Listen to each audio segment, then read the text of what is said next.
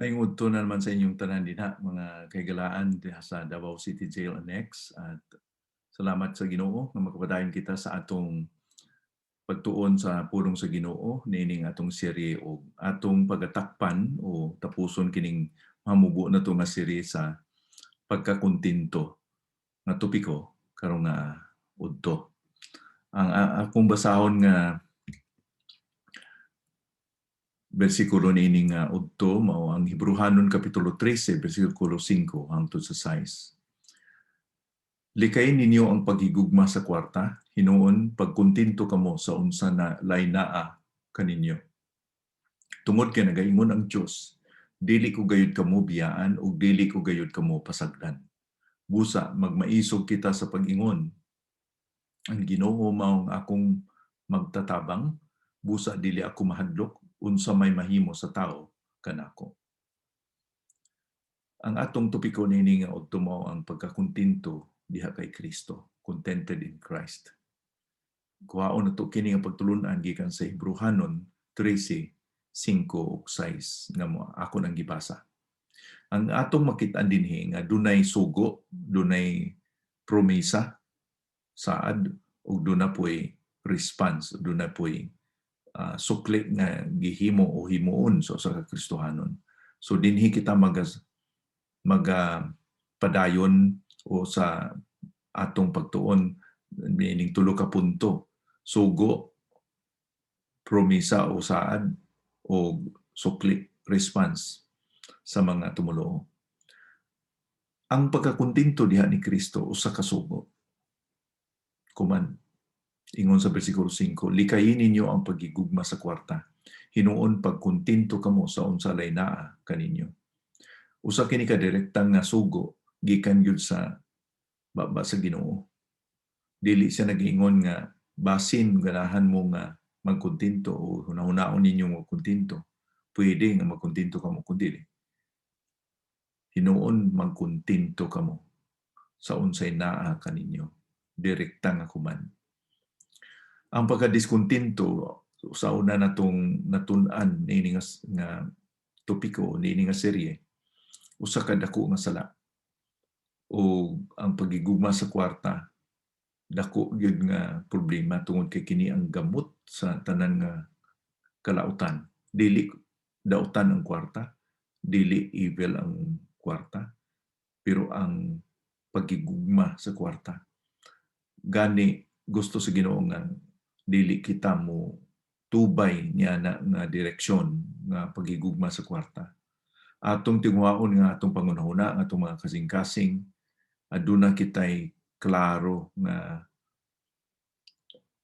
pagtawag o pagsugo sa Ginoo kanato nga likayan nato ang paghigugma sa kwarta. O ang mahimo lamang kini kung atong tamdon kini nga sugo nga magkontinto diha kaniya. Dunay duha ka praktikal nga mga pamaagi aron makabuot nato ang pagkontinto karon. Una, kinahanglan motubo kita sa atong pagkontinto, dili nga madugangan kung unsay naa na sa ato karon, kundi atong buhinan ang atong mga desire kanang atong ninasa, kanang atong mga handom. Dili nato dugangan ang atong mga unsay na ato sa atong kamot karon nga mga panalangin ng mga butang, kwarta, unsa ba, kundi atong buhinan o atong i-redirect ang atong mga desire, ang atong mga handom. Kang kalibutan, nagaingon ka nato nga makontinto lamang ikaw, matagbaw lamang kasi mong kinabuhi kung makaangkon ka niini nga butang, makaadto ka niini nga lugar. Kung atong tanaw ng mga advertisements sa TV, sa radyo, mao gyud na. Kulang ka ba? Kulang ka igsuon, kulang ka amigo, higala kung wa ka niini nga produkto. Pero kita nga mga Kristohanon, ang atong pagkakontinto dili sa pagkaangkon sa mga butang, kundi tungod kay wa na kitay desire nga ma-satisfy kita sa mga butang. Kanabang ang atong satisfaction, ang atong kalipay, ang atong katagbawan dili na sa mga butang. Kay giingon biya na ni Ginoong Kristo nga sa Lucas 12:15 nga ang kinabuhi sa tao dili na satisfy tungod sa iyang mga butang nga iyang naangkon. Ang atong kalipay naa sa Ginoo o nakontento kita sa iya. Muna una, dili nato dugangan ang mga butang nga nato karon o dili nato ibutang atong handom niya ng mga butanga, kundi buhinan nato o i-redirect nato ang atong handom, ang atong desire ngadto sa Ginoo. Ikaduha, nga praktikal nga pamaagi para makontento kita, mutubo ang atong pagkakontento kung maghimo kita og insakto nga mga komparison. Aduna ba kitay mga sayop nga mga komparison sa atong kinabuhi? Mura bang atong gitandi ang atong kinabuhi sa mga dili insakto? Mutan-aw kita sa mga tawo nga naay daghan silang mga kabtangan, maayo ilang kahimtangan, unya daghan silang panalangin, nya moingon ta nga nganong wa man sa ako na, nganong wa man koy ingonana pareha sa ila. Dunay lima ka pagkumpara o pagtandi nga makatabang ka nato sa pagkontento. Eksakto ni mga pagtandi, eksakto ni mga comparison. Ang paghimo og eksakto nga mga comparison o pagtandi, makatabang ka nato nga magkaugmad kita og pagkakontento. Kining lima ka comparison mao kini ang sumusunod. Una, ikumpara nato ang atong kondisyon karon nga unsa kita karon kung unta ang atong angay nga madawat. No? Ikumpara nato ang atong kondisyon with what we deserve. Unta. Kung atong hisugutan ang kaluoy o kaayo sa Ginoo, ang Ginoo naghatag kanato og kaluoy o grasya o panalangin kanato nga di gyud kita ngayan makadawat, di ba? Kung hisugutan ang mga problema o mga kalisod sa kinabuhi nato, dili gyud kita makaingon nga sobra ni kay kung ibubo pa sa Ginoo ang iyang kapungot tungod sa atong pagkamakasal. So, sobra pa untang himuon sa Ginoo, pero dili man ang pag-deal sa Ginoo kanato ingonana. Ang pag-deal sa Ginoo kanato pinagi sa iyang kaluoy ug gugma. No, ako naman ning giingon nga kung kada sala nato ibdan kita og usa ka buhok, siguro mga 10 anyos pa kita, mga elementary pa kita o high school, mga upaw na kitang tanan. Tungod kay kada sala, kapila man tamo kasala sa kadlaw. So, maubos na ang atong buhok tungod kay dili man ang Ginoo nagadil na sa ato ay ngunana. Ang iyang grasya bugana. Kung atong ikumpara ang atong madawat unta nga silot or kalisod gikan sa Ginoo, maingon ta nga Ginoo salamat gyud kay maluluyon ka kanako. So, kumpara nato ang atong kondisyon sa unsa ang atong i-deserve nga madawat gikan sa Ginoo. Mo na una. Ikaduha nga pagtandi o comparison, atong tan-awon nga naa ba yung mga tao nga mas makaluluoy pa kanato. Motoy may naistorya bitaw nga nay usa ka bata nga nagbagutbot kay wa sige palitan og sapatos sa iyang ginikanan. Sige siya bagutbot nga ang akong mga ginikanan wa gyud nahigugman ako. Mga mautog batasan, sige siya tamay sa iyang ginikanan. Unya, ang iyang ginikanan sige gyud encourage niya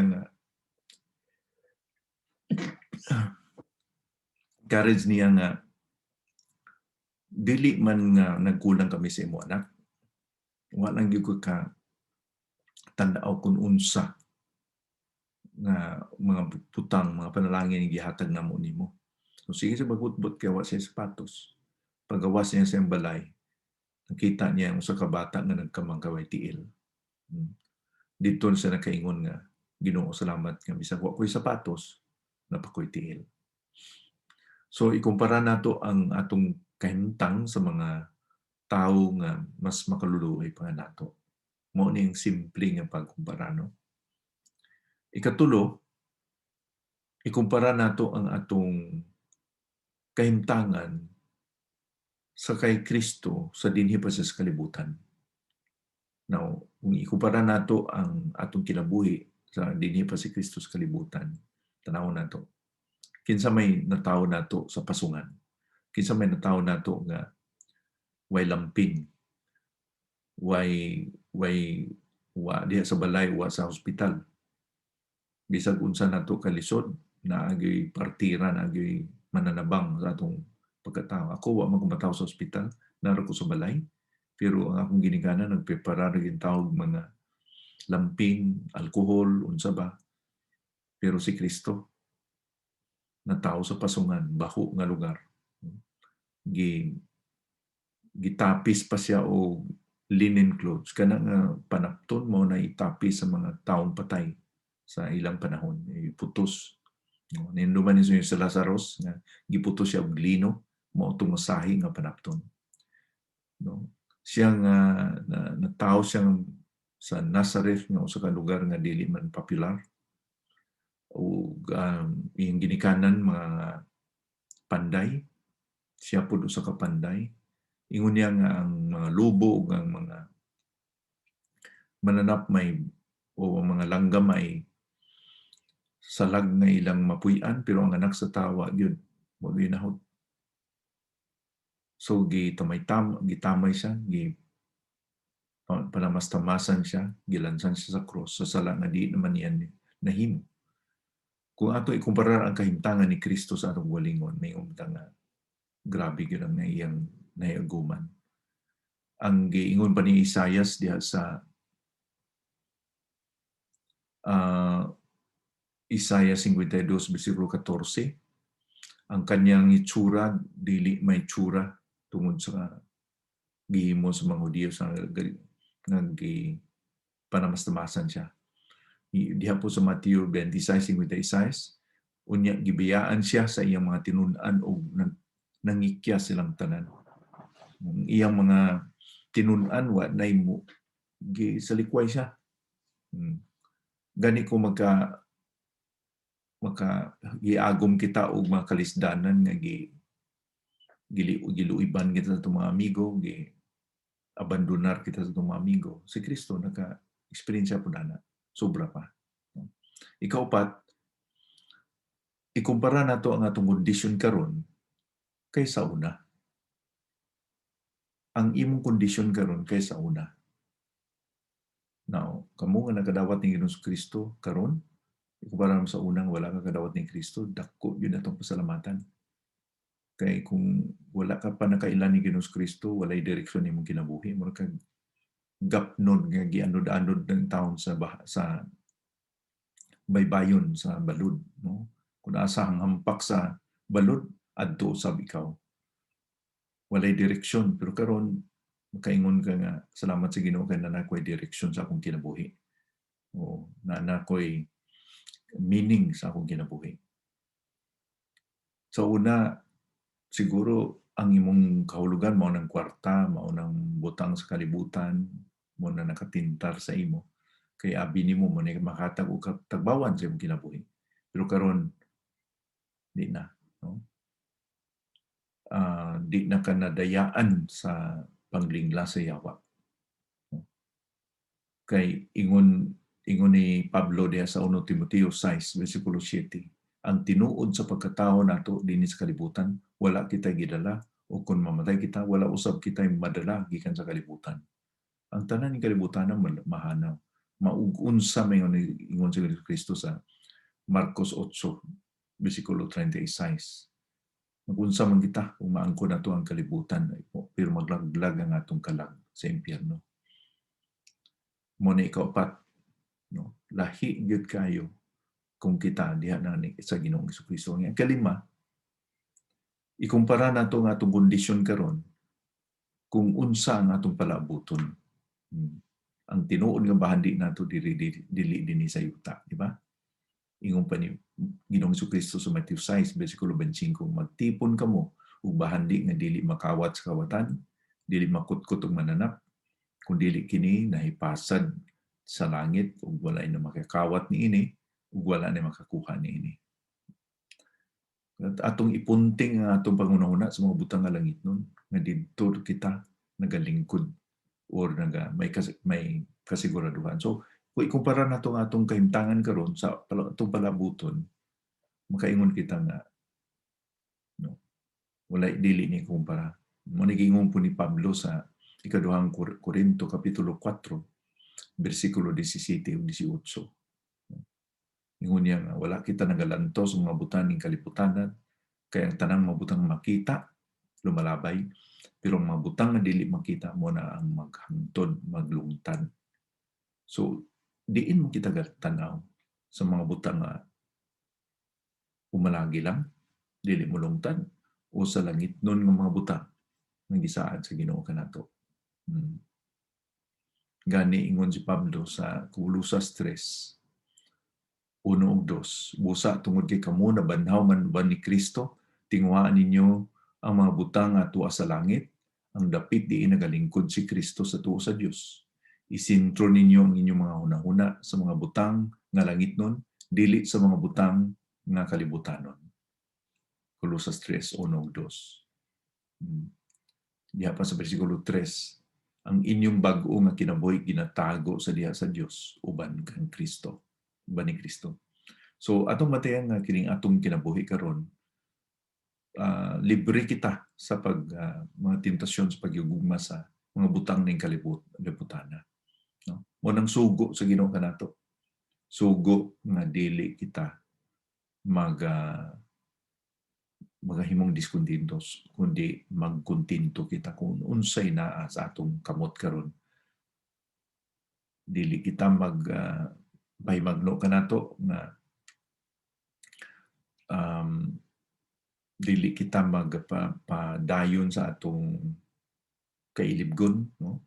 Desire, handom nga sa mga butang ng kalibutanon, kundi sa mga butang nga langit nun. Unya, kadtong limang nga komparison nga akong tudlo no, sa inyo. Moadto kita sa mga saad sa promise. Balikan na to ang Hebrehanon 13, versikulo 5. Likayin ninyo ang pagigugma sa kwarta. Hinuon pagkontinto kamo sa unsa lay naa kaninyo. Tungod kay nagaingon ang Dios, dili ko gayud kamo biyahan, ug dili ko gayud kamo pasagdan. Ang una nato nga motivation o makadasi ka nato nga sugo ni sa Ginoo, mo ni nga sundon yun nato.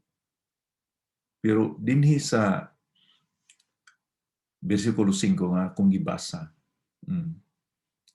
dili lang kay gisugo kundi tungod kay naay promise, naay saad.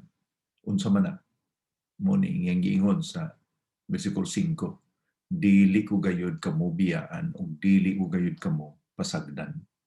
Ang motibo ug ang gahom nga mosunod kita niini nga sugo naa sa saad nga dili kita biyaan, dili kita pasagdan sa atong Ginoo.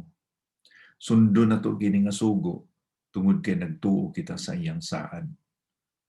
Kining atong kinabuhi ang Kristohanon na pasad ni nagpadayon lang kita tungod kay gasaan ang Ginoo kanato na dili kita pasagdan, dili kita biyaan. Dili ba nindot kaayo nga saad sa Ginoo? Ug kini nga saad, pagkanindot nga saad tungod kay sa English ning pagpadayag sa English o sa original sa lingwahe na Griego, duna ni 5 ka negatives. Kana bang I will never, kanang never negative, no? So 5, murag ingon pa nga, I will never leave you, I will never forsake you. Kung so kalima gibalik ang never, buting nun nga kini malig-on nga pagsaad sa Ginoo kanato nga di gyud mahitabo biyaan kita niya.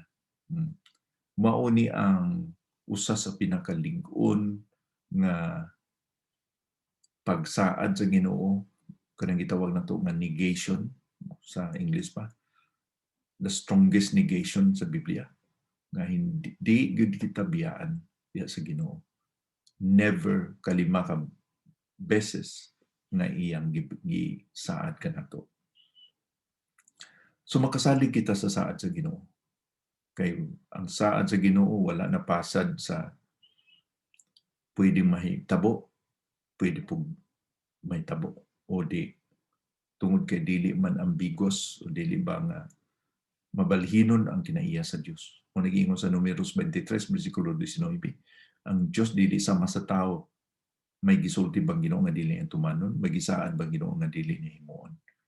So ang Ginoo dili kay pareha sa tao nga mahimong himuon nato, mahimong di. Ang Ginoo perfect. So kung gasaad ang Ginoo, ato yung batunan na iya gining himuon sa atong kinabuhi. Ang atong kinabuhi di nato ni mapaktan o di nato matagna, no? Uban sa inyo siguro wa gyud magdahom nga naa kamo sa sulod, wa na sa plano sa inyong kinabuhi, o naa ang pagtintal o ang tukso nga mahimo kang hopeless, mahimo kang parang walay paglaom, pero ang pulong sa Ginoo mo nakapalig-on sa imo kay nagasaad gyud ang Ginoo nga siya nga naa kaniya dili niya pasagdan. So maski kung unsa ang pagtulisok sa katilingban, unsa ang pagtulisok bisan sa mga mahal nato sa kinabuhi, basol, unsa man nga pagtulisok, pulong na sa tao o tungod kay ang tao pod di man pod perpekto, na sila mga sayo pod sa pagtan-aw kanato, di man ta maka-ekspektar ang tao nga makakita sa atong kasing-kasing, ang Ginoo man lang. Pero mao gini ang atong batunan mga igsoon. Ang Ginoo nga nagasaad, ang Ginoo nga nahigugma kanato, di gyud makasayop, wala gyud butang nga ditabo sa atong kinabuhi nga dili gyud niya tumanon. Parte sa purpose ba sa tuyo ug tumong sa imong kinabuhi. Na matag usa sa atong kinabuhi, adunay tumong ang Ginoo. Maingon pa nato nga matag usa ka nato aduna kitay istorya. Okay? Aduna kitay istorya ng atong kinabuhi, usa ka istorya. Matag usa ka nato.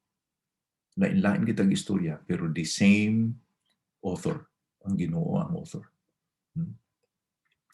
Ang saad sa Ginoo ato nga tamdon kay kanang mga promesa sa Ginoo, promesa na nga di gyud na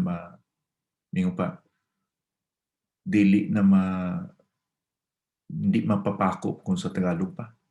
Dili mapakyas ba.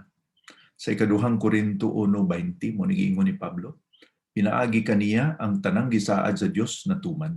Busa makaingon kamo nga kasaligan gayud ang Dios ug pinaagi niini madayeg siya. So ang tanan nga gisaad sa Ginoo matuman. Mo sa English pa, His promises are always yes. Ang iyang mga saad kanunay gyud yes.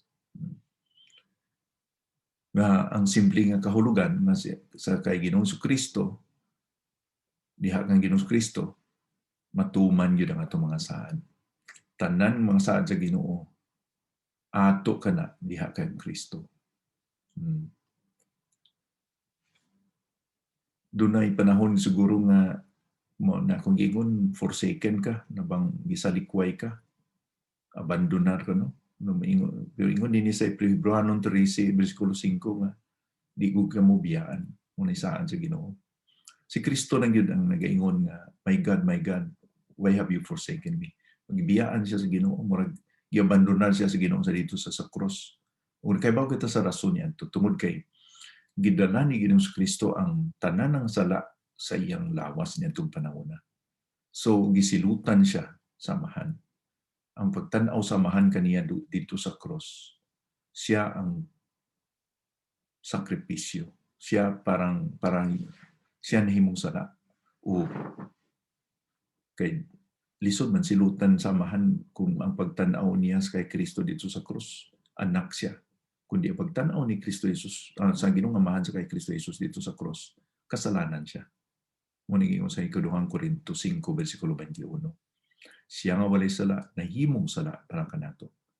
Nahimong substitute gani sa kasakit nga iyang gituaw dito, amahan ko, or Ginoo ko nganong biyaan mo ako. Wa na maingon siya nga amahan ko kundi, my God, Diyos ko. So kung doon na kita'y mga overwhelming challenge, mga murag di na to agwanta, di na to masapar nga mga hagit sa kinabuhi, overwhelming. Atong tandaan na ang Ginoo nagasaad og iyan ang tumanon.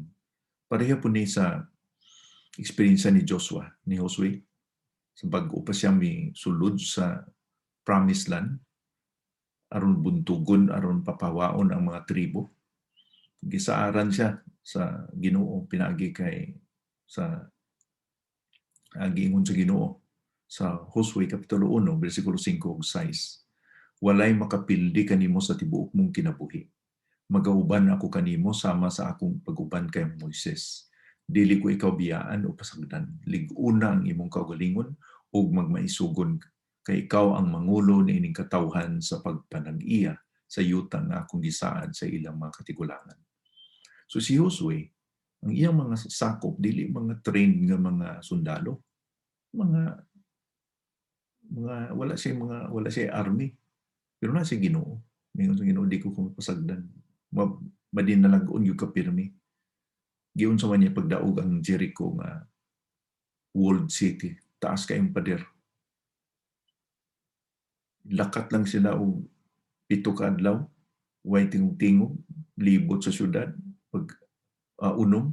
Pagka ika-7 ka adlaw, 7 beses silang gilibot ang adlaw. Yung pag-ingon sa Ginoo nga singgit silang tanan, tunog sa trumpeta, natumba ang pader, ang wall sa Jericho. Kung giingon pa sa Hebrehanon kapitulo 11 nga, tungod sa pagtuo, natumba o napildi ang Jericho. Naguba ang wall sa Jericho. So, gasalig lang yun si Joshua na tumanon sa Ginoo ang iyang saan. Diha sa Isaias 43, versikulo 2, maupuni ang atong batunan. Kaingon na sa Ginoo dinha, kung moagi ka sa tubig, muuban ako kanimo. Kung motabok ka sa mga suba, dili ka malumos. Kung moagi ka sa kalayo, dili ka mapasok. Ang dilaab ni ini dili makalamoy kanimo. Dili kita pasagdan sa Ginoo. Sama sa iyang sa iyang gisaa dinhi nga. Versikulo 6, Hebrehanon 3, versikulo 6. Ang Ginoo mga ako magtatabang, busa dili ako mahadlok. Unsa may mahimo sa tao kanako? Unsa may mahimo sa tao kanako? Kay Ginoo may ang magtatabang. O kaduha, tungod kay may saad ang Ginoo, kinahanglan nato kinibatunan nga mo tikang kita sa pagtuo. Di lang kita mahimong defensive nga defensive no, nagdipinsa lang kita. Kundi upinsa po kita. Kung sa basketball pa, di lang kita sige dipinsa, kundi mo shoot po kita sa bola. Para mo score. Kinahanglan kita mutikang sa pagtuo. Giyatagan sa Ginoo gisaad sa Ginoo sa kay Solomon nga mao ni ang pag-ingon ni sa iyang amahan nga si David tungod kay Ginoo na sigurado nga naa kan Solomon, gihagit ni David nga tikang kag sa pagtuo, mo salig ka, take a step of faith, no? Sa unang Chronicles, 1 Chronicles 28 verse 20, si David naghagit sa iyang anak nga si Solomon. Mipadayon pag-ingon si David sa iyang anak nga si Solomon, pagmalig-on o pagmaisugon, buhata kining maong buluhaton, ayaw kahadlok o pagpakawala o paglaom. Kaya ang Ginoong Diyos ang akong Diyos kauban nimo. Dili ka niya biyaan o pasagdan hangtod sa nga matuman ang tanang trabaho alang sa templo sa Ginoo. Kanang pagtikang nato sa pagtuo, unsa may makaisog nato kundi ang saad sa Ginoo. Kung way saad sa Ginoo, di gyud kita mo tikang, di ba?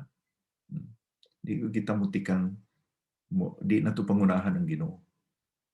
Di ba to si Pedro, sa nakita nila nga si Kristo di ito ang naglakat sa tubig nga gabagyo, di ba? May balod. Nadagko yung balod, ngayon nato balod nga bunguton. Nakita nila, uy, may abat, may maligno, may abat, may ghost. Ingon si Kristo nga, ayaw ka mo kahadlo kay ako ni. So kay bawo ni Pedro ingon sa Ginoo, panha ba ko nimo niyang lugar, di ba? Tawga ba ko o panha ako, may manha ko nimo? Gawat lang gyud si Pedro. Gahangyo siya nga panha ako sa imo. Pag-ingon sa Ginoo ni Ginoong Kristo nga, dali, mitikang si Pedro. Pero wa sa mutik, wa biya maingon si Pedro nga, pero Ginoo, linawa sa tubig kay dagko kay balod. Mitikang siya nga nagabalod. Nakalakaw siya, pila kalakang, karon kami tutok man siya sa mga balod. Dito na nawala siya sa focus. Nahadlok siya, ni anam-anam siya katulog, kalunod. Abi ninyo, maingon ta nga si Pedro na lunod kay kuwang sa pagtuo. Abi ninyo, ang kuwang sa pagtuo kadtong nahibilin dito sa barko o sa sakayan. Kay wa sila nangako nga mutikang sa pagtuo. Si Pedro lang ang nakalakaw sa tubig nga tawo, gawas ni Ginoong Kristo. So, akanang pagtikang nato sa pagtuo, gipasad nato na kung dunay saad atong i-claim na nga saad. Dito the step of faith, di ba?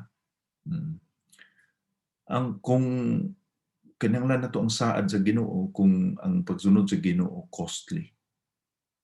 Costly ba? Wa man mag-ingon ang Ginoo nato nga sayon ang sunod niya, di ba? Ingon niya nga ayaw ka mong sulod sa utik o sunod sa dalan nga sangkad o walay mga problema, broad and smooth, no? Di ka mapandol kundi agi ka mo sa dalan nga lisod ngadto sa kinabuhi. Giingon din na ni Ginoong Kristo nga ang kinabuhi nga Kristohanon dili bed of roses, dili nga sayon. Na kitay cost. Ingon ni Kristo nga kung bisan mo sunod ka nako, kinahanglan magpasan siya ang krus. Kada adlaw unya sundon siya.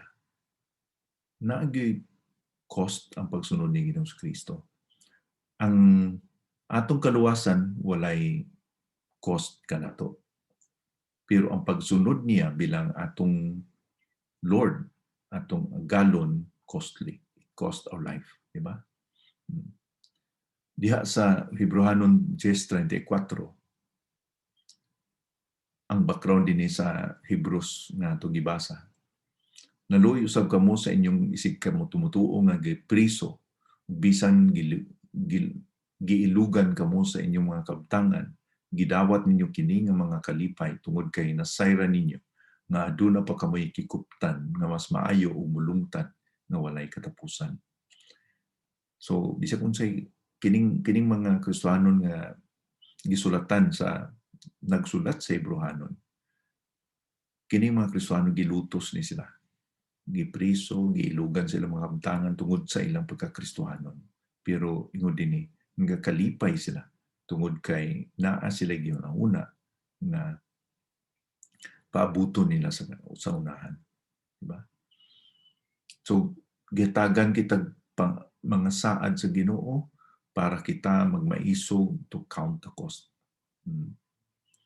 So ang pagsunod ni Ginoong Kristo dili man sayon, pero ang lingtunganay, ang goal, ang ganti, sobra nga makadasig ka nato nga bisan ug unsa pay magian nato dinhi, lumalabay man lang ni Di man nimo hangtod, di ba?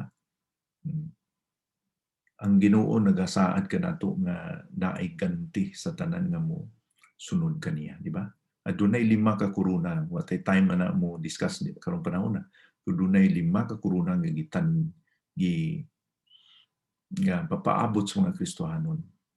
Sa niya na, gingon ni Pablo di sa ikaduhang Timoteo 4, versikulo 7 ug 8, ingon siya nga, ang panahon nga ako mutaliwan, hapit na, pero ingon niya nga, I have fought the good fight. So, nagpakig-away ko sa eksaktong pagig-away. I have run the race. So, nadagan ko ang lumba. I have kept the faith. Na huktan ko maayong akong pagtuo. Busa, adunay paabuton nga ganti nga akong madawat, dili nga ako makadawat niini, kundi sa matag usa nga nagapaabot sa pag-abot sa atong Ginoo. No? So ang saad sa Ginoo mo na kapalig-on ka nato mga igsoon, nga di kita magkaluya, bisan may cost ang pagsunod, na ay daghang mga himuon ng diablo para kita ma-discourage, padayon lang ta, kaya ang saad sa Ginoo di gid pwedeng mapakyas. So dunay sugo, dunay saad nga atong batunan para kay makahibalo kita maging mahimong kontento kay Noong Jesucristo. Unsa may response? Sa versikulo 6, ang Ginoo mao ang akong magtatabang, busa dili ako mahadlok. Unsa may mahimo sa tao kanako. Kung musunod kita sa Ginoo, tungod kay mituo kita sa iyang sugo ug sa iyang mga saad, kini nga kumpiyansa, ingon niya, ang Ginoo mao ang akong helper, akong magtatabang. Kini nga kumpiyansa, mauni ang ma-experiensyahan nato sa atong kinabuhi. Unsa may mahimo sa tao nako kung naa ang Ginoo kanato. Mo bitaw ni kung ikaw nagtuon na sa Ginoo, kung tinuod ang imong pagdawat ni Ginoong Kristo, tinuod ang imong pagsalig kay Ginoong Kristo, dili ba taphaw tinudanay gyud sa imong kasing-kasing, di na kita mo manipulate og tao. Di na kita magmanipulate og tao. Wa na ta magsalig og tao, di na ta magsalig og unsay himuon sa tao. Kay nga naman, may makasarang ba sa atong Ginoo? Ingon pa ni Pablo sa Roma 8, kung naang Diyos kanato, sobra pa kita sa we are more than conquerors sa Cebuano. Sobra pa kita sa nakadaog o sa kung sa gera pa, more than conquerors kita. Diha ni Kristo. Kung ang Diyos na kanato, kinsa may makabatok nato? Wala. So di kita magmanipulate na sa tao kung naay tao nga nagsurang-surang nimo, naghagit nimo unsa bay gihimo sa imo. Di na kita magmanipulate kay ingon pa dinhi ang Dios na kanako, unsa may mahimo sa tao dili ko madlo. Magampo kita. Ginoo, salamat sa ining serye nga among ginatun-an sa pagkakontinto diha sa among pagtuo diha kay Kristo, sa among pagkakristohanon, nga Ginoo unta kini nga kinaiya, kini nga kinaugalian, pamatasan, makita sa uban nga mahimo kaming testimonyo nga tinuod gayud nga ang kalinaw, kalipay, ang pagkakontento naa makita sa mga kinabuhi sa mga Kristohanon. Ug mauni makaagni kanila, makadani kanila Ginoo diha sa imo. Kay nga among tuyo Ginoo nga mahimaya kagyud sa among mga kinabuhi. Ako nagaampo sa akong mga kaigsuonan dinhi sa Davao City Jail nga ikaw magapadayon sa paglig-on sa ilang kasing-kasing nga dili makalimot sa imong saad nga dili mo sila piyaan, dili mo sila iabandona. Kay ikaw Ginoo ang nag-ingon nga sila nga naa kanako, dili nako pasagdan. Salamat Ginoo niini nga mga saad.